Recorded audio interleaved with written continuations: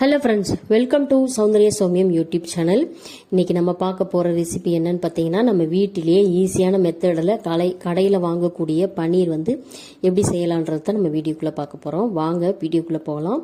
இதுக்கு வந்து நம்ம அந்த பன்னீர் செய்யறதுக்கு க்ரீமியான பால் வந்து எடுத்துக்கணும், கெட்டியான பால். இதில் இன்னும் பசும்பால் நம்மளுக்கு கெட்டியாக கிடைக்குதுன்னா அந்த பால்லேயே நம்ம செய்யலாம். ரொம்பவே டேஸ்டானது கூட, உடம்புக்கு ரொம்பவுமே புரோட்டீன் சத்து அதிகம் நிறைந்த நம்ம அந்த பன்னீரை வந்து குழந்தைங்கலேருந்து பெரியவங்க வரைக்கும் எடுத்துக்கக்கூடியது. அந்த பன்னீரை வந்து நம்ம ஈஸியான மெத்தடில் நம்ம வீட்டில் எப்படி செய்யலான்றத பார்க்கலாம். அதுக்கு வந்து நான் ஒரு லிட்டர் பால் வந்து க்ரீமியான பால் வந்து பேக்கெட் பால் தான் நான் வாங்கியிருக்கேன். உங்களுக்கு வந்து வீட்டிலேயே வந்து பசும்பால் இருந்ததுன்னா நீங்கள் அதுலேயும் செய்யலாம். இப்போ அந்த பால் வந்து நல்லா திக்கான பால். இதில் வந்து தண்ணி ஊற்றக்கூடாது. பேக்கெட்டை கழுவிட்டு நம்ம வந்து ஒரு டம்ளரோ அரை டம்ளரோ தண்ணி ஊற்றுவோம் இல்லையா, அது மாதிரி தண்ணி ஊற்றாமல் நீங்கள் திக்கான பாலையே நல்லா கொதிக்க வச்சுடணும். இந்த பால் வந்து நல்லா கொதிச்சு நல்லா 3 தடவையாவது நல்லா பொங்கி வர்ற மாதிரி நல்லா பின்னாடி தான் நம்ம அந்த வந்து பன்னீர் பண்ணுறதுக்கான ப்ராசஸை நம்ம பண்ணணும். இப்போ நல்லா கரண்டி விட்டு இந்த மாதிரி கிளறுனீங்கன்னா அடியில் வந்து நம்மளுக்கு அடி பிடிக்காமல் இருக்கும். அதனால் நம்மளுக்கு பொங்கி கீழே ஊற்றாமையும் இருக்கும்.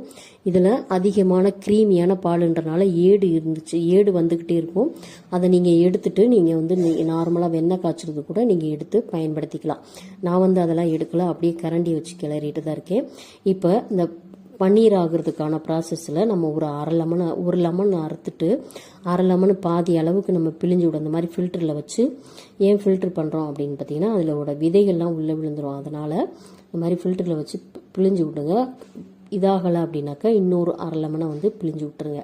உங்ககிட்ட நீங்கள் வினிகர் வச்சுருந்தா கூட ஒரு ஸ்பூன் ஊற்றுனீங்கன்னா இந்த மாதிரி தெரிஞ்சு வந்துடனே ஒரு கொதிச்ச உடனே எடுத்து நம்ம ஃபில்டர் பண்ணிக்கலாம். நல்ல பால் நல்லா தெரிஞ்சு வந்த பின்னாடி தான் நம்ம இறக்கணும். இப்போ எல்லா பாலுமே நல்லா தெரிஞ்சிருச்சு. நம்ம தயிர் ஊற்றினா எப்படி தெரியுமோ அதே மாதிரியே இப்போ தெரிஞ்சிருக்கு பாருங்கள்.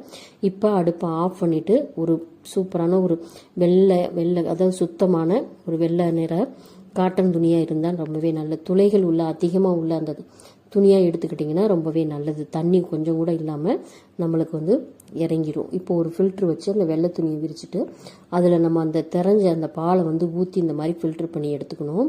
ஃபில்ட்ரு பண்ணிவிட்டு அந்த தண்ணி இருக்குது பார்த்தீங்களா, அது ரொம்பவே சத்தான தண்ணி, கீழே ஊற்றிடாதீங்க. இதை வந்து நம்ம சமையல் பண்ணுறதுக்கு, பருப்பு வேக வைக்கிறதுக்கு, ரசம் வைக்கிறதுக்கு, மோர் குழம்பு வைக்கும்போது இதை பயன்படுத்திக்கலாம் கீழே ஊற்றாமல். இப்போ இதை பிழிஞ்சதை வந்து திரும்பவும் ஃபில்ட்ரு பண்ணணும். திரும்பவும் ஒரு நார்மல் தண்ணி, அதாவது கூலிங் தண்ணியை ஊற்றி இந்த மாதிரி கைகளால் பிசைஞ்சு விட்டு நல்லா கழுவிடணும். எதனால் அப்படின்னு பார்த்தீங்கன்னா, நம்ம வினிகரோ லெமனோ ஊற்றுவோம் இல்லையா, அதோட வாசனை வந்து எக்ஸ்ட்ரா வந்து நம்மளுக்கு